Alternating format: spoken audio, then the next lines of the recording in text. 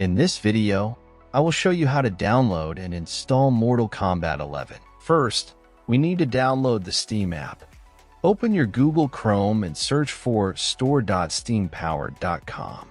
Link in description. Click on the Install Steam button on this page. Once you've done that, at the top right corner of your screen, click on the .exe file and open it. Complete the installation, and once finished, open your Steam app. In search bar, type Mortal Kombat 11 in drop-down. You will see the game. If not, check video in description.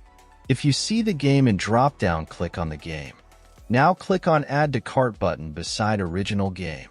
In New pop-up, click on View My Cart. Now click on blue Continue to Payment button.